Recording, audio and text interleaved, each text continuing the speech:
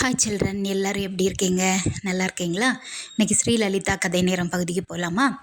நம்முடைய channel name தான் ஸ்ரீலலிதா கதை நேரம். இதில் moral stories, devotional stories, maths game and general knowledge points இதெல்லாம் வந்துட்ருக்கோம். அது மட்டும் இல்லாமல் பண்டிகைகளோட சிறப்புகளை பற்றியும் நம்ம பார்த்துட்ருக்கோம். இன்றைக்கி நாம் பார்க்க போகிறது, நம்ம இந்த மாதம் ஜூலை 21 ஞாயிற்றுக்கிழமை நாம் கொண்டாட இருக்கக்கூடிய பண்டிகை நல்ல ஒரு புனிதமான ஒரு பண்டிகை. என்னென்னா, நம்ம புத்த பூர்ணிமா, அதாவது குரு பூர்ணிமா அப்படின்னு சொல்லுவோம். அது வியாச பூர்ணிமா, குரு பூர்ணிமா, புத்த பூர்ணிமா, இப்படி எப்படி வேணாலும் சொல்லிக்கலாம். குரு பூர்ணிமா நம்ம கொண்டாடக்கூடிய ஒரு நல்ல ஒரு பண்டிகை. அந்த பண்டிகையை பற்றி இன்றைக்கி நம்ம பார்க்க இருக்கிறோம். அந்த பண்டிகையை நம்ம எதுக்கு கொண்டாடுறோம், ஏன் கொண்டாடுறோம், அதனுடைய சிறப்புகள் என்ன அப்படிங்கிறத பற்றி நம்ம இன்றைக்கி பார்க்கலாம். சரிங்களா? இந்த மாதம் நம்ம ஜூலை 21 இந்த குரு பூர்ணிமா தினத்தை நம்ம கொண்டாட இருக்கிறோம்.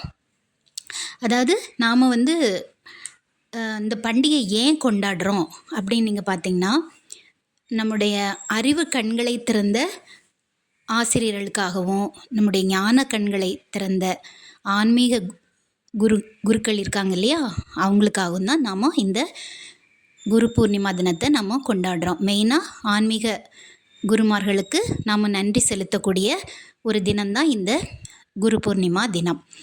அதாவது நம்முடைய வாழ்க்கையில் நமக்கு 2 அறிவு வேணும். அதாவது விஞ்ஞான அறிவும் வேணும், மெய்ஞான அறிவையும் நம்ம கற்றுக்கணும். விஞ்ஞான அறிவை நம்ம கற்றுக்கிடுது எப்படின்னா, நம்ம பள்ளி படிப்பு, காலேஜ் படிப்பு இதிலெல்லாம் நம்ம விஞ்ஞான அறிவை நம்ம பெறுகிறோம். எப்படின்னா, இது என்ன, இது ஏன், இது எப்படிங்கிறது விஞ்ஞான அறிவு. மெய்ஞான அறிவுங்கிறது இது நாம் யார், நம்ம என்ன செய்யணும், என்ன செய்யக்கூடாது அப்படின்னு நாமே நம்மளை சுய ஆராய்ச்சி செய்து நம்முடைய வாழ்க்கையை சரியான பாதையில் நம்ம கொண்டு போகிறது தான் மெய்ஞான அறிவு. அந்த மெய்ஞான அறிவை நமக்கு ஊட்டுகிறவங்க தான் இந்த ஆன்மீக குருமார்கள். சரிங்களா? இப்போ நம்ம ஆன்மீக குருமார்கள் நம்முடைய வாழ்க்கையில் என்ன பங்கு எடுத்துக்கிறாங்கன்னா, நமக்கு ஒரு குரு கிடைக்கும்போது அவங்க மூலமாக நம்முடைய ஆன்மீக குரு நம்மளுடைய தவறுகளை ஏற்று மன்னித்து திருத்தி நமக்கு அருள் செய்பவங்க தான் அந்த ஆன்மீக குருமார்கள்.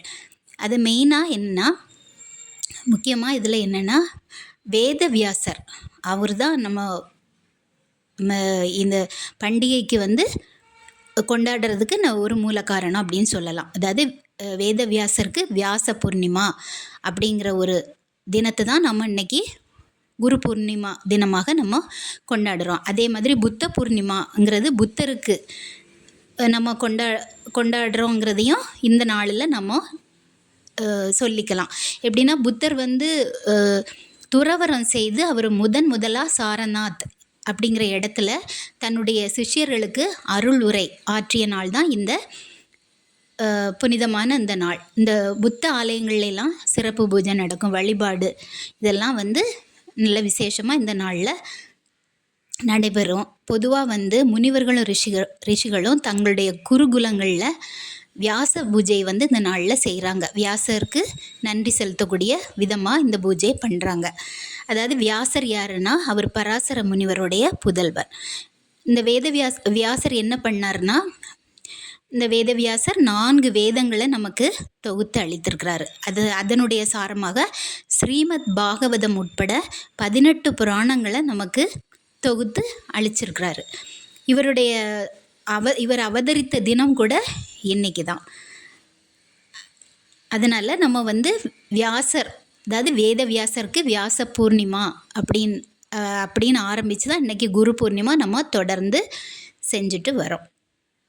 மகாபாரதத்தை வியாச மகரிஷி என்ன பண்ணார்னா, தம்முடைய திருவாக்குனால் சொல்ல அதை விநாயக பெருமான் அதை எழுதி நமக்கு அருளினார் அப்படிங்கிறது இதிகாசங்களில் நமக்கு சொல்லப்பட்டுருக்கு. இப்படி நமக்கு வேதவியாசர் நமக்கு பல விதங்களில் வேத விஞ்ஞான அறிவை நமக்கு வேதஞான அறிவுகளை நமக்கு வழங்கியிருக்கிறார். அவருக்கு நன்றி செலுத்தக்கூடிய தினம்தான் இந்த குரு பூர்ணிமா தினம். முக்கியமாக நம்ம வியாச பூர்ணிமா தான் சொல்லணும். நம்ம அது வழியாக அப்படி நம்ம கொண்டாடிட்டு வரோம்.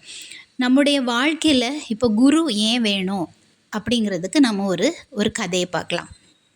அதாவது எப்படின்னா, நமக்கு இப்போ ஒரு 5000 ஒரு இருக்குன்னு வைங்களேன். அந்த 5000 ரூ.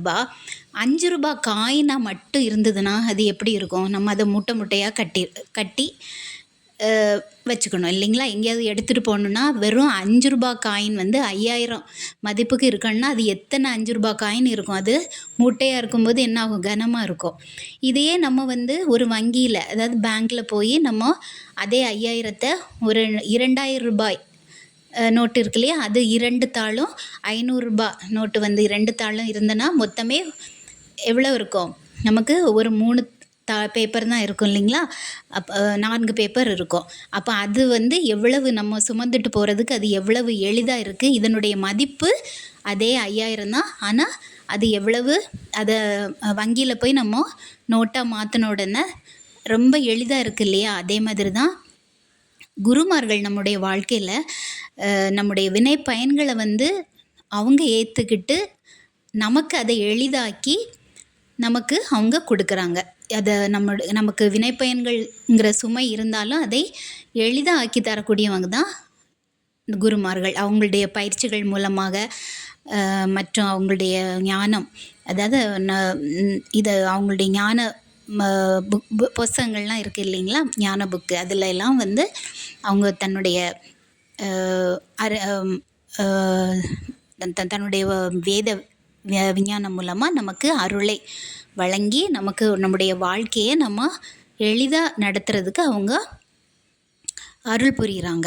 இப்படி நம்முடைய இந்த மாதிரி நம்ம வாழ்க்கையில் குருமார்கள் அவதரித்து அவரை பின்பற்றி நம்ம வாழும்போது நம்முடைய வாழ்க்கை ரொம்ப எளிதாகிறது இல்லைங்களா? அதே மாதிரி இப்படி நம்ம வாழும்போது வாழ்க்கைக்கு நமக்கு பின்னாலேயும், அதாவது நம்ம வாழ்க்கைக்கு பின்னாலேயும் நமக்கு இதை மாதிரி அருள் வழங்கக்கூடிய குருமார்கள் இந்த மண்ணில் அவதரிச்சுட்டே தான் இருப்பாங்க. அந்த அப்படி வந்தவங்க தான் நிறைய சத்குருமார்கள் நம்ம சொல்லலாம்.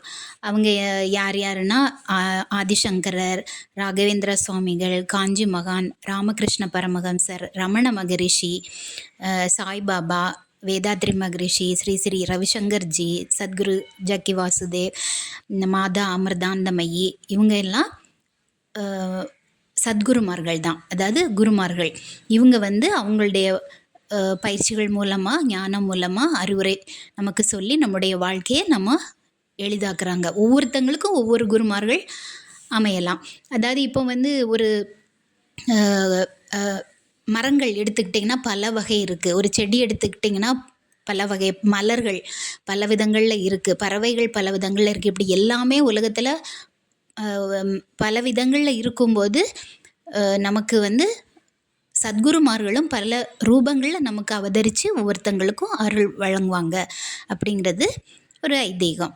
நம்முடைய வாழ்க்கையில் குரு எப்போ வருவாங்க அப்படிங்கிற ஒரு கேள்வி உங்களுக்கு வந்ததுன்னா, அதாவது பசியோடு இருக்கக்கூடிய ஒரு குழந்தைக்கு இறைவன் உணவாக வருகிறார். அதே மாதிரி ஒன்றுமே அறியாத பச்சிளங்குழந்தைக்கு இறைவன் தாயாக வருகிறார். அதே மாதிரி உள்ள விளைவோடு உண்மையை காண விரும்பக்கூடியவங்களுக்கு இறைவன் குருவாக வருகிறார் அப்படிங்கிற ஒரு வாக்கியம் இருக்குது. அதனால் நாம் நம்முடைய வாழ்க்கையில் குரு நமக்கு கிடைக்கிறது மகா புண்ணியந்தான். நமக்கு அப்படி ஒரு குரு வாழ்க்கையில் நம்ம அமைந்தால் அவருடைய அறிவுரைகளை நாம் பின்பற்றி நடக்கும்போது நம்மளுடைய வாழ்க்கையும் ரொம்ப சிறப்பானதாக இருக்கும் அப்படிங்கிறது தெளிவாக நமக்கு அது ஒரு உண்மையாக விளங்கி கொண்டு இருக்கிறது. மேலும் மேலும் இனி அதே மாதிரி பின்தொடர்ந்துகிட்டே தான் இருக்கும் இந்த மாதிரி நல்ல பணிகள் சத்குரு மூலமாக. இது குரு பூர்ணிமா சிறப்புகள் இன்றைக்கி நம்ம பார்த்துருக்கோம். நம்முடைய சேனல் உங்களுக்கு பயனுள்ளதாக இருந்ததுன்னா லைக் பண்ணுங்கள், ஷேர் பண்ணுங்கள், சப்ஸ்கிரைப் பண்ணுங்கள். நன்றி, வணக்கம், பை பை. இனி அடுத்த பதிவில் நம்ம பார்க்கலாம்.